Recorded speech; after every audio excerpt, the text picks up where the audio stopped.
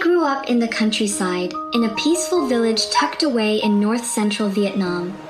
Every morning, the familiar sounds of birds and flocks of chickens would wake everyone up. It felt like all of nature was racing to wake up early alongside us. My village makes its living from wet rice farming. Right now is the season for transplanting the seedlings, so absolutely everyone is busy with the field work. The entire landscape is covered in the vibrant green of newly sprouted rice. It's incredibly satisfying to look at. Our village sits in a hilly area, far from the main town. We only have a few dozen households here.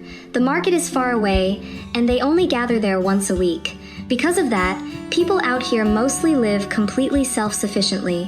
Whatever the season brings, we eat.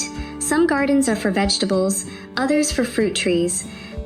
If you just take a bicycle ride around the village and look at the gardens, it feels like browsing a massive, organic grocery store.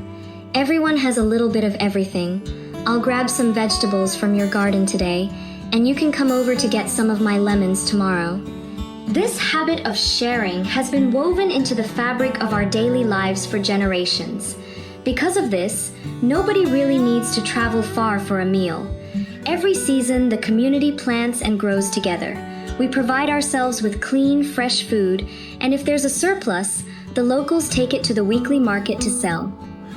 Out here, people utilize absolutely everything, down to the smallest detail. A simple palm leaf can be turned into a sweeping broom. The water used to wash rice is saved to water the plants. Take my mom's sweet potato patch, for example. The tender shoots are cooked for our dinner, while the older, tougher leaves become feed for the chickens or slop for the pigs. Then, the animal manure is used to fertilize the crops, feeding the earth and the gardens. Nurturing life in the countryside is like a continuous, closed loop. People grow from the earth and eventually return to it. My mom always says that she started working the fields when she was 12 years old. Her whole life has been tied to this land, and it is like her companion. When one season ends, we just plant another. In my village, almost everyone has decades of farming experience.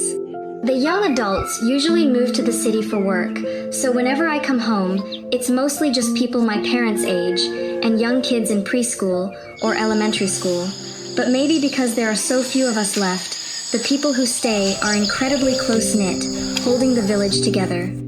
When I was a kid, I always looked at these lush green spaces, the brown muddy fields, the full water canals, and the blue sky streaked with white clouds as my ultimate playground.